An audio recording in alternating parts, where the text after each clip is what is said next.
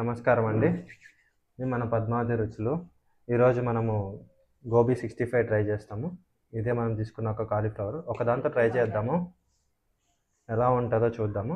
So first నేనైతే ఒక చిన్న కాలీఫ్లవర్ని తీసుకున్నా. దీన్ని కట్ చేస్తున్నా. సో కట్ చేస్తాను. మెయిన్ ఇది తీసేసా.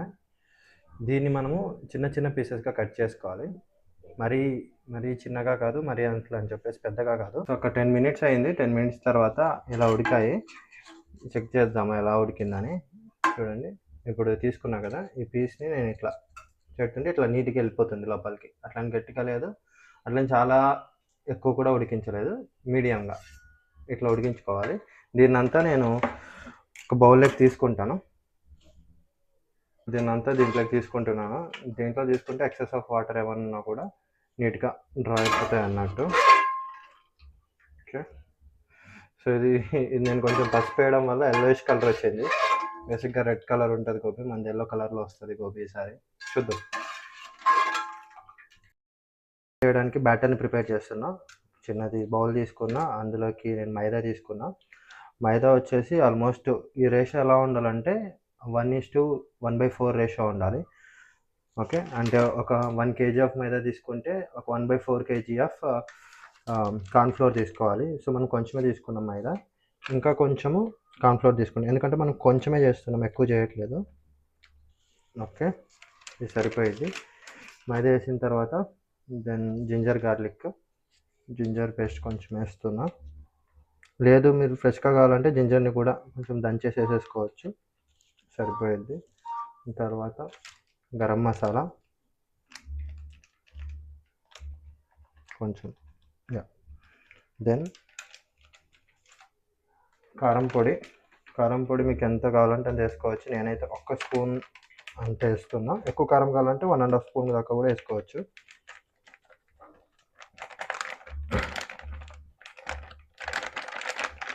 కారం పొడి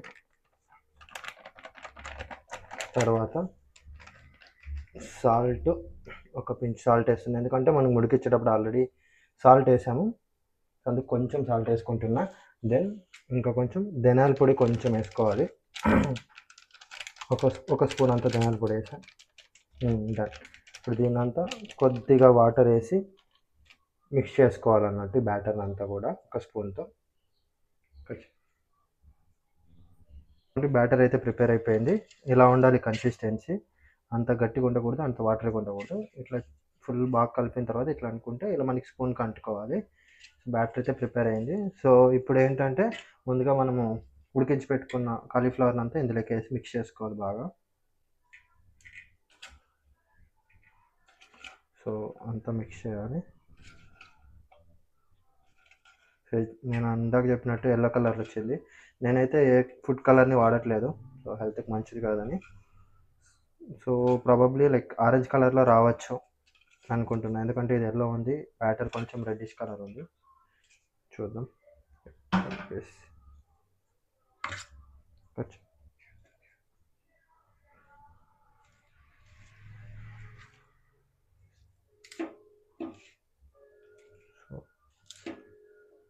ఇలా మొత్తం అన్ని పీసెస్కి అంటుకునేలాగా కలుపుకోవాలి. సో మనకి ఎక్కువ నేను బ్యాటర్ చేయలేదు, ఎందుకంటే ఎక్కువ బ్యాటర్ చేస్తే మొత్తం పిండిగా అనిపిస్తుంది. మనం చేసేది అలా ఉండదు, క్రిస్పీగా మనకి కాలీఫ్లవర్ ఫ్లేవర్ తెలుస్తుంది తినేటప్పుడు. కావాలంటే మీరు ఖచ్చితంగా ట్రై చేయండి. బ్యాటర్ తక్కువ చేసుకోండి, ఈ ఫ్లవర్ ఎక్కువ పెట్టుకోండి. సో అలా ఉంటే మీకు కాలీఫ్లవర్ ఫ్లేవర్ తెలుస్తుంది. ఓకే, సో ఇలాగా కలుపుకున్నా చూడండి. దీన్ని ఇప్పుడు డీప్ ఫ్రై చేసుకుందాము. స్టవ్ ఆన్ చేసుకొని ఆయిల్ వేడి చేసుకుంటున్నాను, ఎందుకంటే ఇందాక చెప్పినట్టు డీప్ ఫ్రై చేద్దామని చెప్పా కదా, సో డీప్ ఫ్రై చేద్దాము. నేను ఎక్కువ ఆయిల్ వాడట్లేదు, కొంచెమే వాడుతున్నాను. మీరు కూడా కొంచెమే వాడుకోండి, హెల్త్కి మంచిది. వేస్తున్నాను. ఇలా చుట్టూ వేసుకోవాలన్నమాట. అన్నీ ఒకే చోట వేసుకుంటే ఒక రౌండ్ బాల్ లాగా వస్తాయి. చుట్టూ వేసుకుంటే కరెక్ట్గా వస్తాయి, చిన్న చిన్న పీసెస్ లాగా వస్తాయి, తినడానికి చాలా బాగుంటుంది. కొంచెం ఫ్రై అయ్యేలాగా చూసుకోవాలి. ఇది ఫైనల్ డిప్ అయితే చేసేస్తున్నాము. ఆల్మోస్ట్ అంతా అయిపోయింది. ఫైనల్గా రెడీ అయిపోయింది మన గోబీ 65. ఇలా బాగా క్రిస్పీగా వచ్చేసాయి. చూస్తున్నారు కదా, ఇలా ఉన్నాయి. ఆనియన్స్ కూడా రెడీ పెట్టుకున్నా. ఇప్పుడు ఏంటంటే నేను దీంట్లోకి red chilli sauce and green chilli sauce try చేస్తాను. సో ఓపెన్ చేస్తున్నా.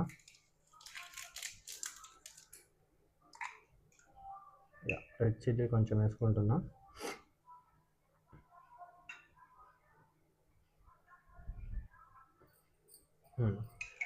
సో ఇప్పుడు గ్రీన్ చిల్లీ సాస్ కూడా వేసుకుందాం. మీరు కూడా ట్రై చేయండి, చిల్లీ సాస్తో చాలా బాగుంటుంది. నేను టమాటో సాస్ అంత ఎక్కువ తిన్నా, so red chilli and green చిల్లీని ట్రై చేస్తున్నాను.